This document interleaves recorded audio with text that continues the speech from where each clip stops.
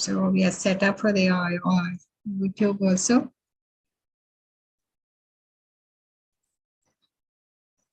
So let me go back to my screen. Okay.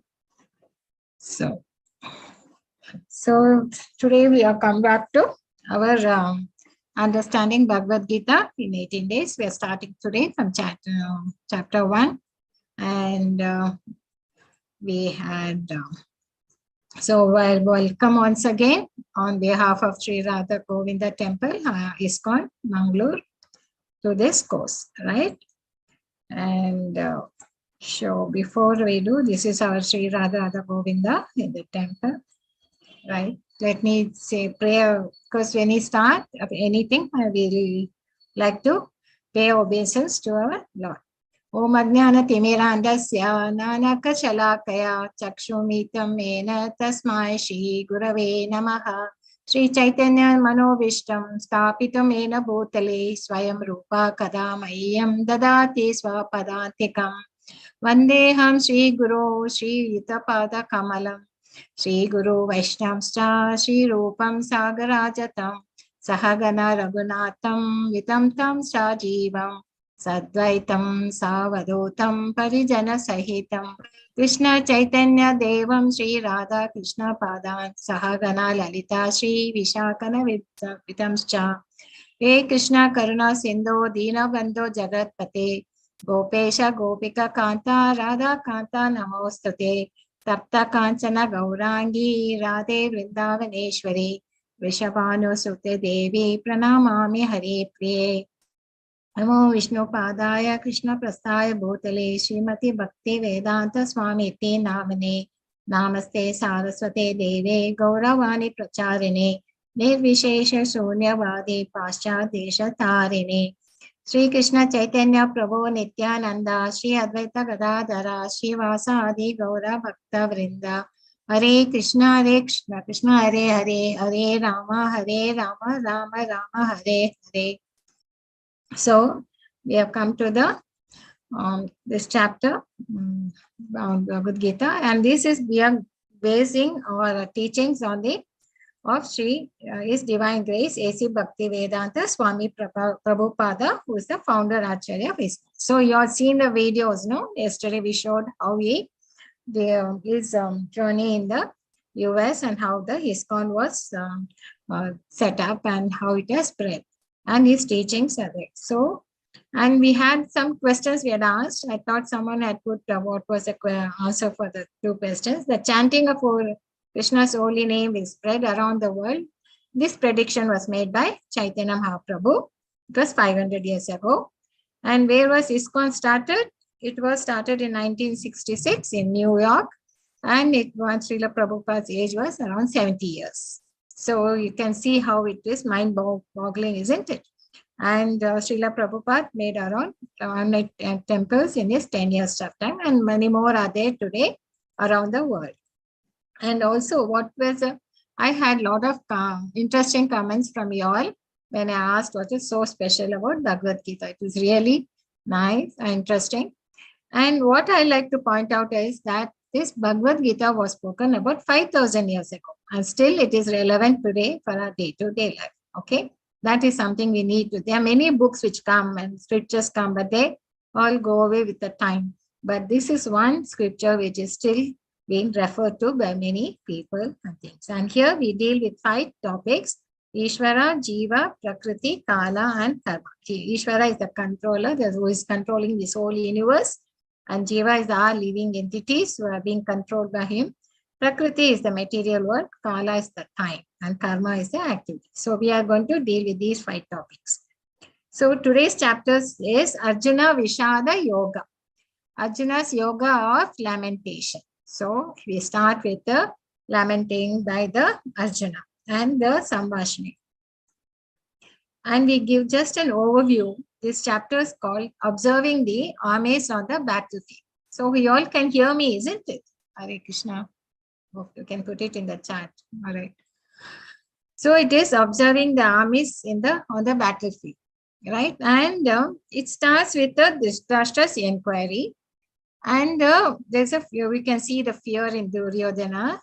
And there are a lot of blowing of conches, because any start of the battle, they will blow the conches from either side of the armies. And we see the Arjuna's observation, and finally he gives his reason for not to fight.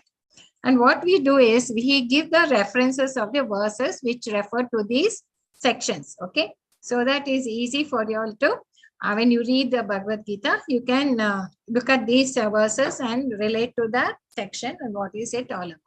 So this is how we give the presentation when we are giving the saramsha of this particular chapter. So in this chapter, what happens is we are going to see the different reactions to the same, different reactions to the same scene. The scene is the battlefield where you have the armies of the Pandavas and armies of the Kauravas on either side, and they are ready to fight. And it is the place of Kurukshetra. Okay, it's a place at where they are all assembled and all over there. And that is the fight. And we are going to see the reactions of this to three personalities. One is Dhritarashtra, is the king, and his son is Duryodhana, and Arjuna is his brother's son, okay, nephew, Arjuna. So we are going to see the different reactions to the same scene in this. And why there's a battle? Because there's a conflict. And conflict is something, it's not something new for us, because we are seeing conflicts all over, personally, in the family, as well as in our country. And even now there's some war is going on between Russia and Ukraine, and a lot of miscutting is going on there, right? Because even with all that knowledge, with all of advances in technology, there is conflict. So, and then what is the distress by Arjuna, we are going to see. So the verse starts with, this is the only verse which Dhritarashtra is telling. Dhritarashtra uvacha dharma kshetre kurukshetre samaveta yuyutsavaha mamaka pandavas chaiva kim akurvata Sanjaya. So who is Sanjaya? Sanjaya is his secretary come ministry. So he is the companion of the Dhritarashtra. Okay, and is a king. And he is asking, what is happening to Sanjaya? Oh Sanjaya, after assembling in the place of pilgrimage at Kurukshetra, what did my sons and the sons of Pandu is his brother, okay, do, being desirous to fight? So they have come to fight, and what are they doing? He is very anxious to know what is going on. And what is the thing here is, Sanjaya has been given a divine vision. Okay, he can see what he is sitting in the palace. Both of them are sitting in the palace, away from the battlefield, but he can see everything what is happening in the battlefield, because he was given the divine vision by Vedavyas. Okay, and he is seeing it, and he can hear what is happening, and everything he can see. It's just like we see in the TV, no, what is happening, something happens in Russia or in US or other place, but we look at it from sitting in our home to the TV. It's like that. He is able to see everything. So what is this Dharma Kshetra? Dharma Kshetra is a pilgrimage, and that is what we do. Anytime, any pilgrimage, we have an auspicious place where we usually boil the milk, isn't it? But what is he he's saying? He's saying Mamaka Pandava. That means he is distinguishing. He is showing his own. He wants to say, my sons, and Pandava is the sons of my brother. For him, he doesn't consider him as a king. He has to see that all are his citizens. He says all are his sons, but it doesn't address them like that. He addresses that. You can see his mentality here. And then he's asking Kim Akruvata. Say when there is such a pasha thing and thing, you can understand. No, in a milk, when you put some lime of a thing, it will break, and you will have paneer will come. And usually what you do with paneer, you make rasagullas. Okay, that's what it is. So this is what is there. He's telling, asking Sanjaya. So how is he looking at the battlefield? Can any of you please put in your chat, your thoughts, your answers in the group Zoom chat. What is it? How is he looking at the battlefield? I mean, what would be the mentality of Dhritarashtra? Suppose you put your position in his place, and he has 100 sons, and they're all standing there to fight. What do you think their reaction is? Can you all put something, your thoughts in the chat? Or you want me to only say Hare Krishna, everybody who is so the great being. Okay, Dakshi Goswami. Omkara Talapatra, you have any views on this? Hare Krishna. Ojasvi, Srikruta, Sarik. What do you think? What is he looking at?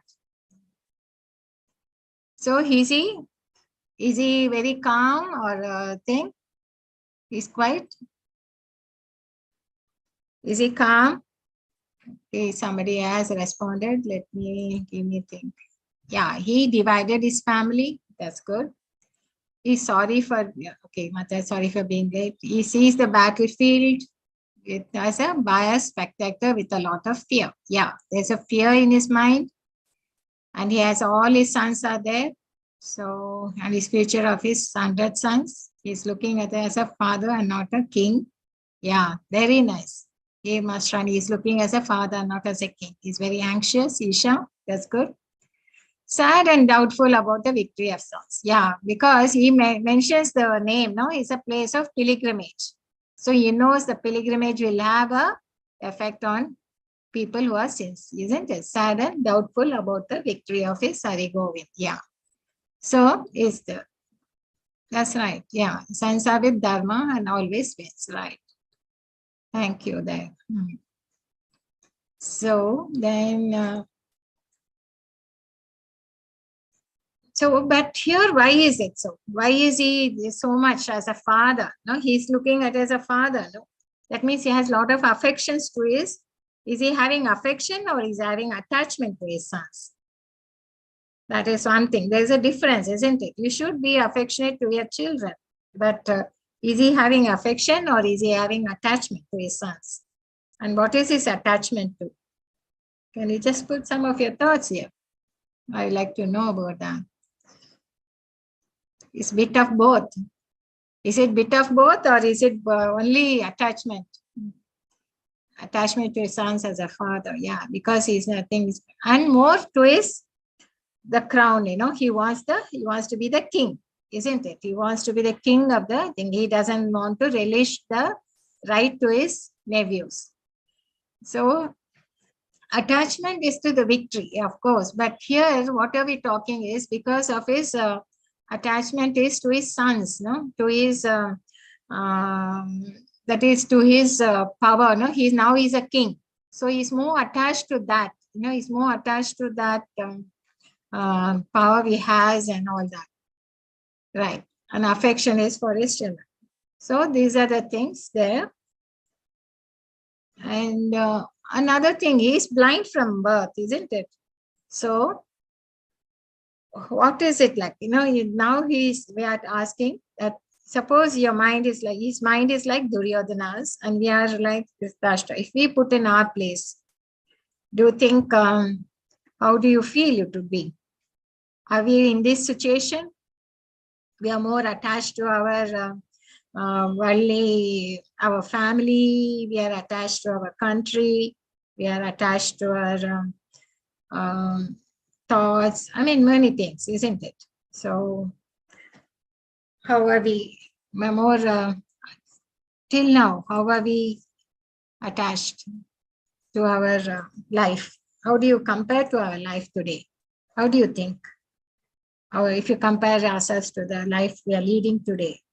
Today you're all in the youth. So you must be either in studying or you might be in some job right now, or you're going to get a job, or you're just coming out of the school.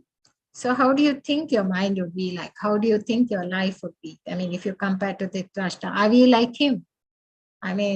Thinking about ourselves and not about the thing. So that is one thing we can contemplate. And there is a relationship here between dissatisfaction and Adharma. Okay.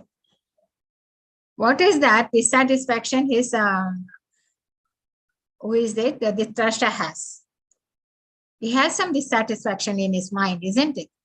Because he is the eldest son. of the three. He was the elder son of elder to Pandu. But because he was blind, he was not made the king.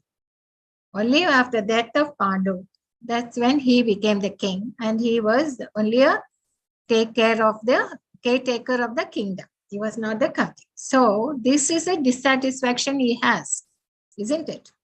So dissatisfaction is there in his mind all the time, that though he is in the palace, though he has got all the wealth, and he's been in a really, compared to the others, he is in a well positioned and all that, but still this dissatisfaction is there because of his blindness. He is not able to have the right to be the king, but he can only be as a caretaker till the Pandu sons come. So that dissatisfaction will naturally lead to Adharma, isn't it? So there is a relation between dissatisfaction and Adharma. Don't you think so? So, but if he had rightfully handed the throne to Yudhishthira, what would have been the result? Can you all tell me? If he had done it, if they have done the right thing to Yudhishthira, will there be the battle would have been there? Hare Krishna. Now, I think this is an easy question you all can answer, right? Yeah. Attachment, too much focus on the dissatisfaction in their life leads us to make decisions which lead to, yes, that's right, Ratan. You have written like right. You hit the nail on the point, right? So, what is the thing, Diksha thing? So that thing is, if you had rightfully handled the thing, what would have been a result? There wouldn't have been any battle, isn't it? You would have been right. You would have been on the Dharma side. So now we'll come to, so we saw that Dhritarashtra was very fearful because he didn't know what the outcome of the battle would be, because he knew that he was on the Adharma side and he was very anxious, and he was the responsible for the battle. Because if he had done the right thing and given it the kingdom to the Yudhishthira, then this whole thing wouldn't have happened, right? He is the cause for the entire battle to take place. He was partial to it. He was. So what does Duryodhana say?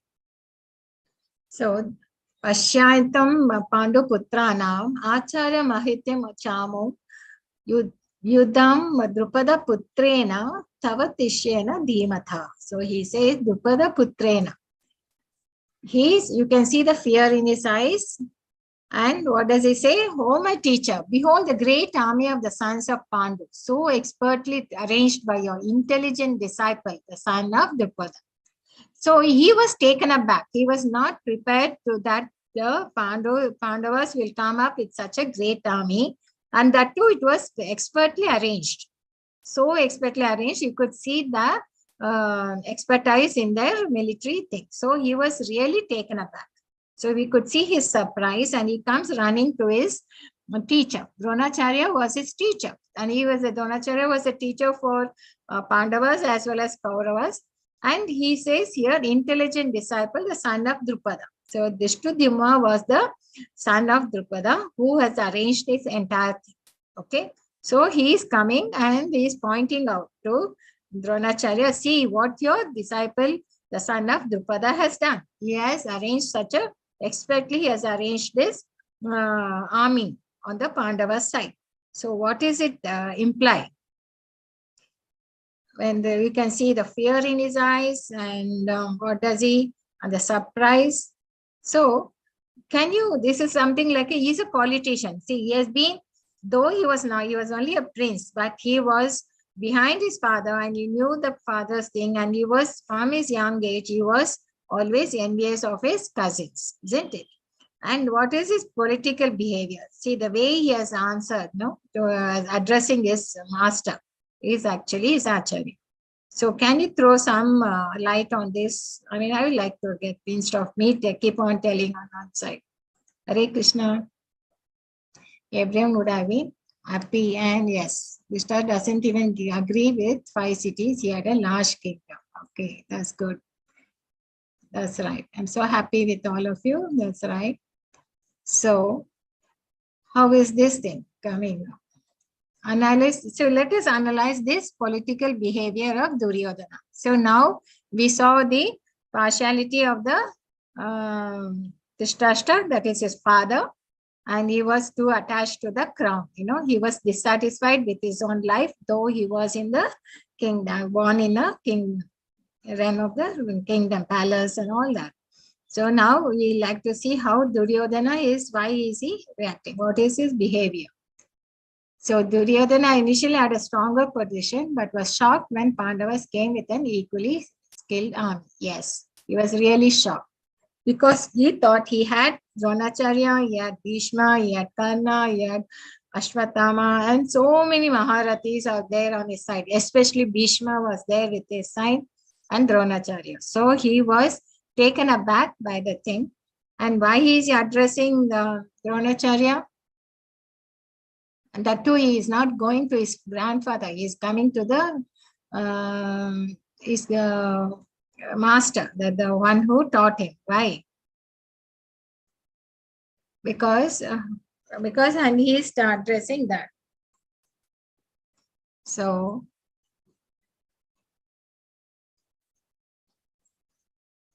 what is that thing? Because he doesn't say Dissatisfaction has done it. He says Drupada Putrena, the son of Drupada.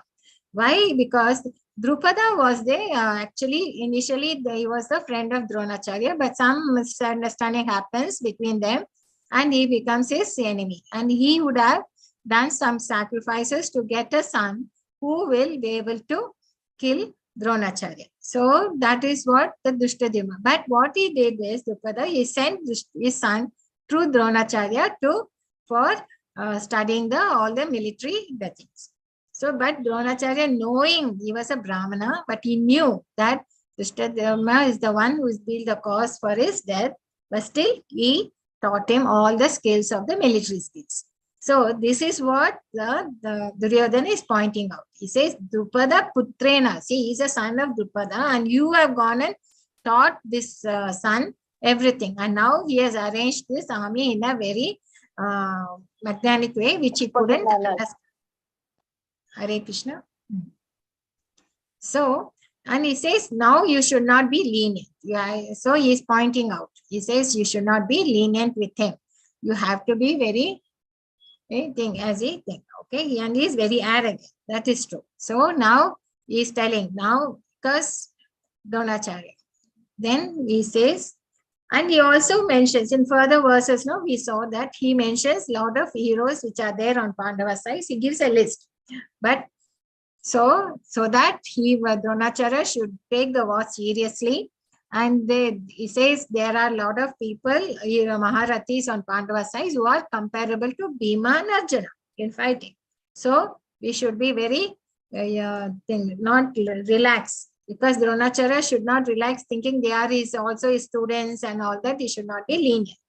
But after listing of the great heroes, he didn't want his people to feel bad.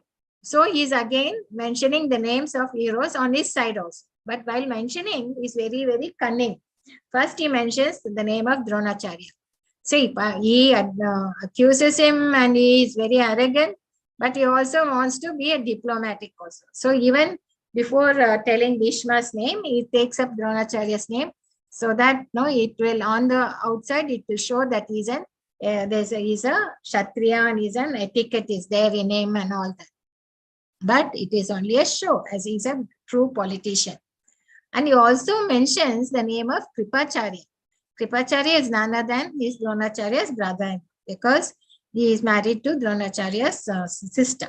And Ashwatthama is the Dronacharya's son. So he mentions his name and he says, I also had a lot of number of Maharathis on my side.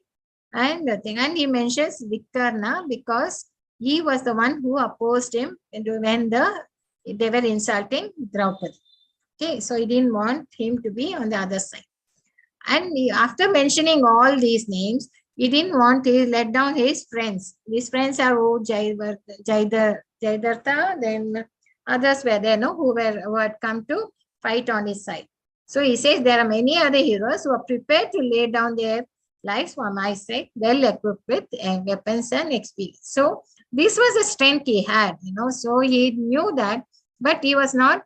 He was taken aback by the army arranged by the Pandavas. So, but he's a politician. See, he wants to make sure. Actually, he's doubting his own men. He's not sure. I think he's very fearful and he's very cunning and he's very selfish, because the way he says, no, others have come to prepare even to lay down their lives. He's not bothered about whether they live or die. Even if they die for his sake, he is prepared to accept it. He is very cunning and very selfish. So this is how Duryodhana's thing can be seen. Actually, there are a lot of 6 types of aggressors are there. The people who give poison and or who burn the house of the persons, or you attack with deadly weapons, or is a thief. That means they like to take other person's wealth or other person's thing. So, but Duryodhana was all that. He fed Bhima a poison cake, when they were small. Then he arranged for a house of Lac to be built so that he can burn them. And then Shakuntala cheated in a dice game and plundered all their wealth. Kauravas then occupied the Pandavas' land. And finally, they stole Draupadi by foul means and trying during the dice game and so many things. So these are the things that, he was not thinking he will do anything to do. He is prepared to do anything to realize his goal. Okay, that's all he wants. So this is how we saw the Duryodhana's reaction. So now, after the hearing that, Bhishma will blow the conch shell, and everyone start blowing the different conch shells, and the whole battlefield becomes very uproarious, because this side the Kauravas are blowing their conch shells, and then later Pandavas will put it. So what happens here? So Gosha Dhritarashtanam Hridayani Vyadarat Nabascha Prithvim Chaiva Tumulo Abhyanande. The hearts of the sons of the thing, it shattered. Why do you think it happens? Why? By Pandavas didn't have. This was seen. You might ask how it has been seen. Because now we are seeing the observation of Sanjaya. Sanjaya could see this very clearly, how the sons of the Dhritarashtra were very scared. Their hearts were shattered the minute these Pandavas were thinking. Whereas the Pandavas were very calm and they said the thing. So why do you think this happens? Hare Krishna. That's right. Yeah, because they have the Pandavas have confidence in their Lord Krishna, and they know very well that they are on the Adharma. They know that what they have done is wrong, and so they are very scared. So this is what is they happen. So these are the things which have been observing by the Sanjaya, and he's relating to Dhritarashtra, okay, to the king, because he's asking, what is happening there, right? So, but one thing with Mahabharata, with this battle here is, right from the beginning, we all know that who is going to win, isn't it? The Pandavas, we know the Pandavas are going to win the war. That is known, right? And it's not like some fiction story where unless you reach to the end of the story only, you'll know the climax. You have to come to the climax, then you know what happens, or who was the murderer or anything. But you have to know the end. But here, in this way, everybody knew who was going to win the war. So what are the signs, of Pandava's victory? This was also observed by Sanjaya. So you can you give us some list by seeing this scene here? What are the signs you can see from here, from this picture? They know they're going to win because there is Krishna with them. Yes, right, yeah. Then going to win because there is Krishna. That's right. Krishna is being the thing. So that was the main thing, because Krishna will be always on the Dharma side, right? So, and what other things we are seeing?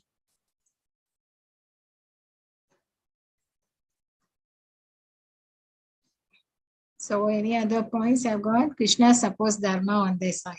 Yeah, that's right. So there are certain signs here in this picture, because this place where they took place, the battle is the Dharma Kshetra. It's a place of pilgrimage. So only the Dharma over is on the side of Dharma will. And it also says here in that Arjuna was driving the divine chariot, which was given by Lord Agni Devi. They had given him, okay, when during his tapas. And then you see Kapidwaja, because our Lord Hanuman is there in their Dwaja, and he'll always be on the side of thing. And Shankanada. See, the conches was blown by Arjuna and Krishna were auspicious ones. And Arjuna has a lot of Gandiva, Pashupatra and all that weapons from their gods. Then take the Jivita. So this is what Duryodhana said. They are ready to lay their lives, even if they're killed in the battle, they don't mind, but they're all prepared to fight there. So that was the mentality of the armies who had assembled in the place. And it was a Mokshada Ekadashi, which is favorable to the people or in the. And wherever Krishna is there, goddess of fortune or the victory will always be there. That is Bhagya Lakshmi. And Rishikesha is another name for Krishna, who is the controller of senses. So these were the reasons. Actually, it will come in your quiz question also. So, Anupashika, Anuman, that's right. So, Homkara, you put the right thing.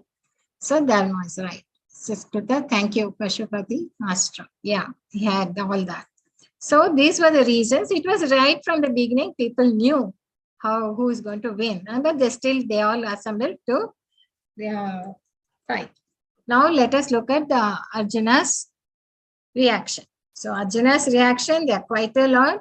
He was very, you can see, he's going to show, he's very compassionate and he says there's no enjoyment in this. We are going to look at that. And he's feeling it is very sinful to kill your own relatives. And he is very concerned because the family elders will be not there, because of the family traditions will be lost. And he's very indecisive. So we are going to see how these points in the further lessons. So we see the different symptoms of Arjuna's body, though it is soft-heartedness, compassionate nature. That is, his limbs this is what he's been described. Who is seeing this? Sanjay is seeing that his limbs of his body is quivering, his mouth is drying up, his whole body is trembling, his hair is standing on it, his bow, Kandiva is slipping from his hand, and his skin is burning, he is unable to stand any longer, he is forgetting himself, his mind was reading. Sees only causes of misfortune. Arjuna Uvacha, Vistvemam Svajanam Krishna, Yuyotsam Samupasitam, Siddhanti Mama Gattani Mukam Cha Parishayate. Arjuna said, my dear Krishna, seeing my friends and relatives present before me in such a fighting spirit, I feel the limbs of my body quivering and my mouth drying up. So he had asked Krishna to go to the middle of the thing to see the people who had come to fight with him. He wanted to see who are the ones, generals are there in the thing. Though he knew, but he wanted to see them. So once he goes the middle of the thing and he sees them, this is his reaction. He says his limbs are quivering and his mouth is drying up and all these reactions. I do not see how any good can come from killing my own kinsmen in this battle, nor can I, my dear Krishna, desire any subsequent victory, kingdom, or happiness. So he says, Nashre Anupashyami, Ahatva Swajanam Ahave, Na Kanksha Vijayam. He says, I don't want victory. What is the point? Rajam Sukhanicha. And what is the victory or the kingdom or happiness? I don't think I can desire any such things. So he is very compassionate. He is compassionate to his own. They could be his enemies, but still he doesn't. He could visualize there will be so much calamities. People will that thing. Then he says, sin will overcome us if we slay such aggressors. Therefore, it is not proper for us to kill the sons of Dhritarashtra. They might come and fight with us, but it is a sin to kill your own kinsman. What should we gain? O King Krishna, husband of goddess of fortune, how could we be happy by killing our own kinsman? He is asking Krishna, how can I do papam? He says it will be sin. Evashriyad asman atvaitam hatvaina. So he says, why should I do that? So he is now really, because see, one is first when you are in the palace, when you are all planning for the war and all that, you are just planning it on the paper and you are thinking why they didn't give even 5 villages, and so the war is declared and they are all making arrangements for the war and everything. But when you actually come to the field, when you actually come to the battlefield and you are facing them, This was the reaction of the Arjuna. Okay. Kulakshaya pranashanti kula dharma sanatanaha dharme nashta kulam krishna adharma abhivati uta. With the destruction of dynasty, the eternal family tradition is vanquished. And the rest of the family becomes involved in religious practice because most of the elders would have died in the battle. So there won't be anybody to guide the family at home or the children and everything. And that will result in Kulanashta. The destruction of dynasty. Traditions will go. So now this verse comes in the second chapter where Arjuna says, Na shaitad vidma kataran na gariyo yadva jayama ediva na jayo yan eva hatva na jijivasvam te vasta pramukhe Dhritarashtra. Now do we know which is better? Now it comes to a very confusion state. Whether conquering them is better or being conquered by them, I don't know. He says, the sons of Dhritarashtra whom we killed, we should not care to live, are now standing before us on this battle. So now he's coming into an indecision state. So what did we see now? We saw that he was very compassionate and he was saying there's no enjoyment whether by killing them. I don't get, if I get victory or the happiness, I don't think there'll be any happiness in that. And it is sinful to kill your own kinsmen. If they might not know, they might be ready to do the sins, but we knowing the scriptures and everything, it is really sinful to kill your own thing. And also there will be family traditions will be lost because Kulanashya. And then now finally he doesn't know what to do. Finally he tells us indecision. So what do you all think about the situation he is in? Is it right what he was feeling, or is it, which one do you relate? Okay, we have come to the end of this chapter. This is how it ends up. So I wish you all can tell me that what you all can relate to. You can put your thoughts in the chat. So this is what was all in thing observing. We saw the reactions of this Dhritarashtra, Duryodhana, and how the conscience will scare the sons of Dhritarashtra. And now Arjuna is seeing and how he gives his reasons not to fight. He gives his thing. He says, and these are the important keywords. He says, Apratikaram Ashrata. I'm not going to, he puts his Gandivam down. He says, I'm not going to resist them. Let them kill me. And I won't take any arms. So finally it comes to that situation. Okay. So with this thing, I will invite you all to give me just Vancha kalputrabhyascha kripa sindhobhya eva cha patitam nam pavanebhyo Vaishnavyo namo namah. Hare Krishna Krishna Hare Ram Ram Hare Krishna Krishna Hare Ram. Hello.